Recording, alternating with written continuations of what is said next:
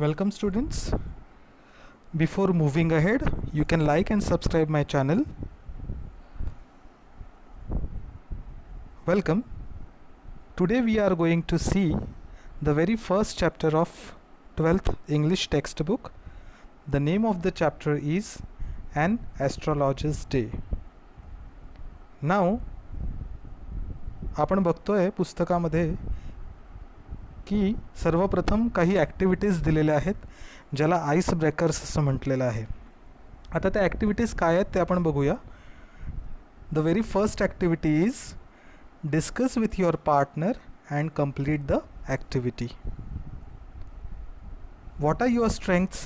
The first activity is what are your strengths. आता strengths म्हणजे काय तर आपल्यामध्ये असलेल्या चांगल्या गोष्टी किंवा आपल्यामधले असलेले गुणधर्म. So what are your strengths हे आपल्याला विचारलं जात आहे. त्यामुळे हे विद्यार्थ्यांना सोडवायच्या ॲक्टिव्हिटीज आहेत, पण तरीही मी आपल्याला या सोडवण्यासाठी मदत करणार आहोत. What are your strengths. आता स्ट्रेंथ्स दिलेलं आहे, त्यानंतर what do you feel, why do you feel so असं दिलेलं आहे आणि ड्रीम करिअर असं दिलेलं आहे. आता त्यामध्ये एक एक्झाम्पल त्यांनी दिलेलं आहे. त्यामध्ये स्ट्रेंथ दिलेली आहे पेंटिंग अँड ड्रॉइंग आणि why do you feel so. आता why do you feel so म्हणजे तुम्हाला असं का वाटतं की पेंटिंग अँड ड्रॉइंग तुमची स्ट्रेंथ आहे किंवा तुमची जमेची बाजू आहे, हे तुम्हाला असं का वाटतं. कारण वाय डू यू फील सोमध्ये त्याचं कारण दिलं आहे because it can visualise and it can express. We can see it can visualise and it can express. म्हणजे जर आपण पेंटिंग आणि ड्रॉइंगचा विचार केला तर पेंटिंग आणि ड्रॉइंगच्या माध्यमातून मी काय करू शकतो, स्वतःला व्हिज्युअलाइज करू शकतो, स्वतःला एक्सप्रेस करू शकतो. आणि मग त्या स्ट्रेंथचा मला काय फायदा होणार आहे करिअरमध्ये माझ्या. सो मी काय करिअर त्याच्यामध्ये करू शकतो. तर मग करिअर म्हणून मी काय करू शकतो तर मी कमर्शियल आर्टिस्ट बनू शकतो किंवा मी कार्टुनिस्ट बनू शकतो. बरोबर. सो असं आपल्याला आणखी 2 स्ट्रेंथ आपल्या इथे मेन्शन करायच्या आहेत. जसं पहिली दिलेली आहे पेंटिंग आणि ड्रॉइंग. आता दुसरी आपण करून बघूया एक. सपोज दुसरी स्ट्रेंथ माझ्यामध्ये आहे that is singing. Now the strength is singing. Now Y do you feel so that singing is your strength. असं का वाटतं तुम्हाला, काय होतं त्यांनी, तुम्ही काय करू शकता सिंगिंगमुळे. तर I can enjoy. I can enjoy. बरोबर. अँड मग जर सिंगिंगमुळे तुम्ही एन्जॉय करू शकता तर मग तुमचं सिंगिंगमध्ये करिअर काय असू शकतं, दॅट इज सिंगर. राईट. तुम्हाला माझी हँडरायटिंग समजून घ्यावी लागणार आहे. Okay. So this is the second strength. Okay. Now again we have to write down 2 new strengths. Okay. आता त्यामध्ये मी काय करणार आहे की स्ट्रेंथ मी तुम्हाला देणार आहे आणि त्याचे वाय डू यू फील सोचं उत्तर तुम्हाला द्यायचं आहे आणि ड्रीम करिअर, त्याचं करिअर काय असू शकतं हे तुम्हाला लिहायचं आहे. ओके. सो पहिली स्ट्रेंथ झाली पेंटिंग अँड ड्रॉइंग, दुसरी स्ट्रेंथ झाली सिंगिंग, तिसरी स्ट्रेंथ आपण घेऊया रीडिंग.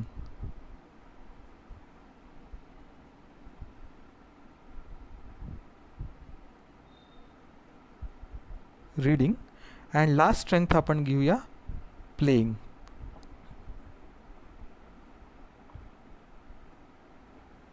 राईट. सो रीडिंग आणि प्लेइंग या 2चं उत्तर आपल्याला द्यायचं आहे की Y do you feel so. तुम्हाला असं का वाटतं की रीडिंग ही माझी स्ट्रेंथ आहे, प्लेइंग ही माझी स्ट्रेंथ आहे. स्ट्रेंथ म्हणजे जमेची बाजू. ओके. आणि मग अकॉर्डिंगली तुम्हाला त्याचं करिअर काय आहे हे तुम्हाला आन्सरमध्ये लिहायचं आहे. Okay. So have you got it the first activity. Right. Now will move ahead with the second activity. Will read out the question. The scene in a local market of a village, town or city is very attractive. People with different occupations sell their wares. Discuss with your partner the variety of activities at the local market. नाव आपण सगळेजण आपल्या गावामधल्या local मार्केटमध्ये जात असतो आणि त्या लोकल मार्केटमध्ये सीन असतो, कुठले तरी सीन सुरू असतात. कोणी काय विकत असतं, कोणी काय विकत असतं, कोणी कुठे जात असतं, कोणी कुठे जात असतं. सो आपल्याला ते जे सगळे सीन्स आहेत ते सीन्स आपल्याला इथे मेन्शन करायचे आहेत. आता याच्यामध्ये यांनी पहिला सीन दिलेला आहे selling flowers, selling grocery. Okay, आता हे दोन आपल्याला इथे दिले आहे, flowers and grocery selling. Okay, now second scene आपण काय लिहू शकतो, that is selling tea or snacks, right. मग आपण बाजारात गेल्यावर आपल्याला हे पण दिसतं की कोणीतरी चहा आणि नाश्ता विकतं आहे, बरोबर. Selling tea and snacks. Then some people are selling even clothes. Selling clothes म्हणजे कपडे पण कोणीतरी विकत असतं, बरोबर. सो अशा प्रकारे आपल्याला काय करायचं आहे, 5 असे सीन्स लिहायचे या मार्केटमधले, जे आपलं आठवड्याचं मार्केट असतं गावातलं, त्या मार्केटमधले 5 सीन्स आपल्याला लिहायचे आहे याच्यामध्ये. त्यातले 2 मी सांगितलं आहे, एक ऑलरेडी मेन्शन केलेलं आहे, 2 तुम्हाला लिहायचे आहेत. Okay, so I will rub it out. Now will move ahead with the third question. See, now the third activity is in a village, town or city, it is quite a common sight to see an astrologer sitting by the roadside with his professional equipment. आता हे पण आपण बघतो की बरेच वेळेला गावाच्या एखाद्या रस्त्यावर, शांत रस्त्यावर कुठेतरी एक भविष्य सांगणारा बसलेला असतो, right, by the road side with his professional equipment. Equipment म्हणजे काय, मग आता की त्याला काही लागणाऱ्या वस्तू असतात भविष्य सांगण्यासाठी. सो त्या साधनांना, वस्तूंना आपण म्हटलं आहे इक्विपमेंट. आणि ॲस्ट्रॉलॉजर म्हणजे भविष्य सांगणारा. ओके, सो तो जो भविष्य सांगणारा आहे त्याला काय काय वस्तू लागतात. So we have to make a list of the things what the astrologer needs. Okay, discuss with your partner and list the requirements for his trade. Okay, now we will write some things. See, parrots and cards. आता काही astrologer जे असतात ते पॅरेटच्या माध्यमातून आपली भविष्यवाणी सांगत असतात, किंवा कार्ड्स म्हणजे पत्त्यांच्या माध्यमातून आपली भविष्यवाणी सांगत असतात. मग अजून काय त्यांना लागतं. सो त्यांना आणखी लागतात काही चार्ट्स. ओके, सो आपण इथे लिहूया चार्ट्स. त्यानंतर त्यांना काही शेल्स लागतात. शेल्स म्हणजे ज्याला आपण कवड्या म्हणतो मराठीमध्ये. So that is called as shells, cowrie shells म्हणतात त्यांना. त्यानंतर एखादं नोटबुक, काही नोट्स घ्यायला त्यांना नोटबुक लागतं, राईट. हे मी तुम्हाला पूर्ण देतो आहे कारण कदाचित बहुतेक विद्यार्थ्यांना याबद्दल कमी माहिती असू शकते. So notebook. And the fifth one is some palmyra writing. Now what is palmyra writings. काही कुंडल्या ज्याला आपण म्हणतो त्या तो लिहून आणलेल्या असतात, काही त्यांनी त्याच्याजवळ तयार असतात, त्याला म्हटलं आहे Palmyra writings. Okay, so parrot, cards, charts, shells म्हणजे कवड्या, आणि नोटबुक आणि पल्मायरा रायटिंग्स. सो या काही गोष्टी आहेत ज्या त्या ॲस्ट्रॉलॉजरला डेली लागत असतात कोणाचं तरी भविष्य सांगण्यासाठी. Okay, now the next question is, there are certain unreasonable beliefs among people living in our society. Certain common events are linked with superstitions. आता superstitions म्हणजे काय, अंधश्रद्धा ज्या आपण आपल्या आजूबाजूला बघत असतो, अनुभवत असतो. Okay, so list such events, discuss the superstitions linked with them and the means of their eradication. Eradication म्हणजे त्याला नष्ट करणे, त्याला मुळातून काढून टाकणे. So that is called as eradication, right. आता त्यांनी एक एक्झाम्पल दिलं आहे, a cat crossing your path. म्हणजे एखादं काळं मांजर आपल्यासमोरून गेलं की आपण 3 पावलं 10 पावलं मागे जातो. So that is a complete nonsense, right. So ह्याला काही अर्थ नसतो. तर त्या अशा काही अंधश्रद्धा आहे ज्या आपण आजही पाळतो. ओके, सो अशा कोणत्या आणखी अंधश्रद्धा तुम्हाला माहिती आहे? या सगळ्यांना माहिती आहे. ओके, सो आपण 1-2 मी तुम्हाला देईन, बाकी आपल्याला स्वतः करायचे आहेत. ओके, सो एक मी तुम्हाला सांगेन, दॅट इज बॅड लक,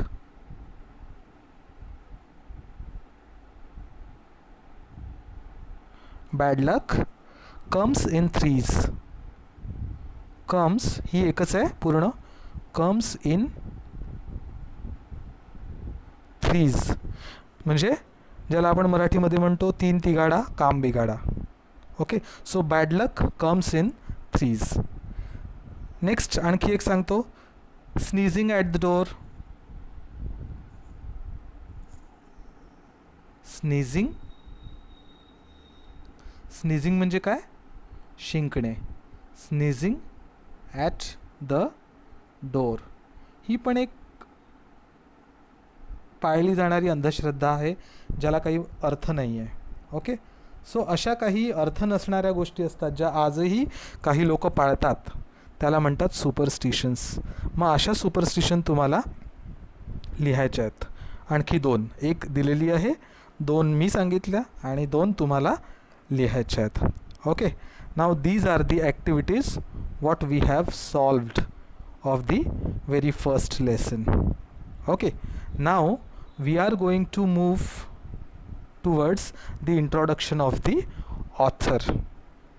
आता ऑथर जो आहे, या धड्याचा लेखक जो आहे ते आहेत आर के Narayan. Now we are going to see the introduction of R K Narayan. R K Narayan 1906 to 2001.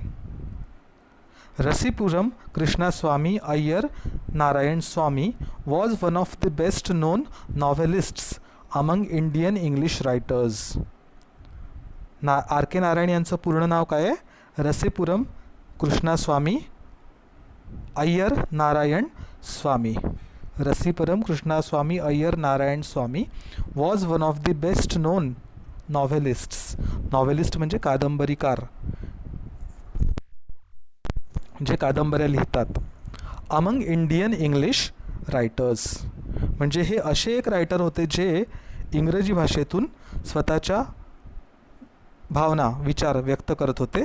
कशाच्या माध्यमातून? कादंबरीच्या माध्यमातून. He is the author of 14 novels, 5 volumes of short stories and a number of travelogues. So he is the author of 14 novels. किती कादंबऱ्या लिहिल्या आहेत यांनी? 14. 5 volumes of short stories. Volumes of short stories म्हणजे काय? लघुकथा ज्याला आपण म्हणतो. सो लघुकथाची 5 ग्रंथ म्हणू आपण, वॉल्यूम्स म्हणजे. सो ते ग्रंथ यांनी 5 शॉर्ट स्टोरीजचे लिहिले आहेत. And a number of travelogues. Travelogues means travelling करताना जे काही एक्सपिरियन्सेस येतात ते एक्सपिरियन्सेस आपण ज्या पुस्तकामध्ये लिहितो त्याला आपण म्हणू शकतो travelogues. And has a collection of non fiction to his credit. Now what is non fiction then? Non fiction means काही रियल गोष्टी. Okay, so non fiction is real. Fiction म्हणजे काल्पनिक आणि non fiction means real. Okay, so and has a collection of non fiction to his credit. To his credit म्हणजे त्यांच्या नावावर इतके सगळे पुस्तकं आहेत. He also wrote his memoir my days. So what is memoir? It is called as biography. Biography. He also wrote his memoir My Days in 1975. My Days नावाची त्यांची स्वतःची मेमॉयर आहे. Narayan created the imaginary town of Malgudi where realistic characters in a typically Indian setting lived amid unpredictable events. So काही नॉवेलमध्ये त्यांनी काय केलेलं आहे, एक स्वतंत्र गाव तयार केलेलं आहे आणि ते स्वतंत्र गाव कसं तयार केलं आहे, इमॅजिनरी टाउन ऑफ मालगुडी, आणि त्या गावाचं नाव आहे Malgudi. Where realistic characters in a typically Indian setting lived. मग तिथे रिअलिस्टिक कॅरेक्टर्स म्हणजे खरेखुरे कॅरेक्टर्स तिथे त्या गावामध्ये त्यांनी दाखवले, चित्रित केले आहेत. कसे? In typically Indian setting. म्हणजे बॅकग्राऊंड कसं आहे त्या गावाचं, की जणू काही ते भारतातलं एक गाव आहे, साऊथ इंडियामधलं, असं त्यांनी त्या गावाचं चित्रीकरण केलेलं आहे. Amid unpredictable events. अनप्रेडिक्टेबल म्हणजे जे आपण कथन करू शकत नाही किंवा वर्णन करू शकत नाही, दॅट इज सांगू शकत नाही. अमिड म्हणजे between. Okay, so amid is between, right. So amid unpredictable events. सो अशा काही घटना ज्या आपण सांगू शकत नाही त्या त्यांनी त्या छोट्याशा गावामध्ये चित्रित केलेल्या आहे खऱ्याखुऱ्या कॅरेक्टर्सच्या माध्यमातून. His stories are grounded in compassionate humanism and celebrated the humor and energy of ordinary life. So त्यांच्या स्टोरीज कशा होत्या किंवा कशा आहेत? Are grounded. Grounded means based. त्याला कशाचा आधार आहे? कंपॅशनेट ह्युमॅनिझम म्हणजे ज्याला आपण दयामाया म्हणतो. सो ती त्यांच्या स्टोरीजमध्ये खचून भरलेली आहे. कंपॅशनेट ह्युमॅनिझम म्हणजे मानवता म्हणू आपण त्याला. सो दयामाया ही त्यांच्या स्टोरीजमध्ये खचून भरलेली आहे. And celebrated the humour and energy of ordinary life. आणि काय सांगितलं आहे त्यांनी त्यांच्या स्टोरीच्या माध्यमातून, की आपलं जे ऑर्डिनरी लाईफ आहे ते कसं ह्युमरनी कंप्लीट झालेलं आहे आणि कशी एनर्जी आपल्या लाईफमध्ये, ऑर्डिनरी लाईफमध्ये काही गोष्टींमुळे येते, हे सगळं त्यांनी त्या शॉर्ट स्टोरीजमध्ये सांगितलेलं आहे. ही stories are characterised by a simple style and subtle humour. Now त्यांच्या स्टोरीची वैशिष्ट्ये काय आहेत? सो ही stories are characterised by a simple style, okay, and subtle humour. Now what is a simple style? म्हणजे त्यांची जी शैली आहे शॉर्ट स्टोरीज लिहिण्याची, दॅट इज व्हेरी सिम्पल. त्यांची शैली, स्टाईल खूप सिम्पल आहे. अँड कशी आहे? Subtle humour. Subtle humour. What is subtle? Subtle means very clear. Very clear, right. And humour means jokes.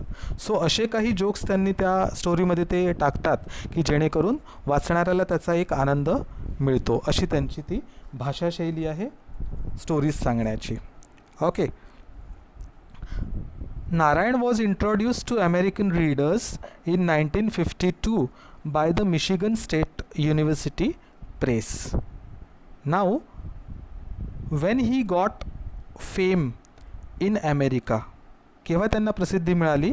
तर 1952मध्ये अमेरिकेमध्ये असलेल्या मिशिगन स्टेट युनिव्हर्सिटी प्रेसनी त्यांना काय दिली? प्रसिद्धी दिली. म्हणजे तिकडे पण ते फेमस व्हायला लागले त्यांच्या कामामुळे. These include Swami and friends, the bachelor of arts, the dark room, and astrologer's day and other stories. So ह्या ज्या स्टोरीज त्यांनी दिलेल्या आहेत, ह्या स्टोरीजमुळे ते अमेरिकेमध्ये फेमस झाले. कोणत्या? Swami and friends, the bachelor of arts, the dark room and astrologer's day. म्हणजे आज आपण जो धडा शिकणार आहोत तो पण त्यांच्या प्रसिद्धीचा एक भाग आहे. And other stories. मिस्टर संपत, the financial expert, waiting for the Mahatma, the guide and many other books. आणि कोणत्या पुस्तकांमुळे त्यांना प्रसिद्धी मिळाली? तर मिस्टर संपत, the financial expert, waiting for the Mahatma and the guide. तुम्ही सगळ्यांना माहिती आहे की गाईड नावाची एक मूव्ही होती ज्याच्यामध्ये देवानंदनी काम केलं होतं, राईट. सो त्या गाईड नावाची मूव्ही जी आहे ती या नॉवेलवरनं घेण्यात आली होती. ओके. सो अशी काही बुक्स आहेत ज्यामुळे ते तिकडे अमेरिकेमध्ये प्रसिद्ध झाले होते. His novel The Guide won him the Sahitya Akademi Award in 1961, the most coveted literary honor in India. Now, what is the meaning of coveted?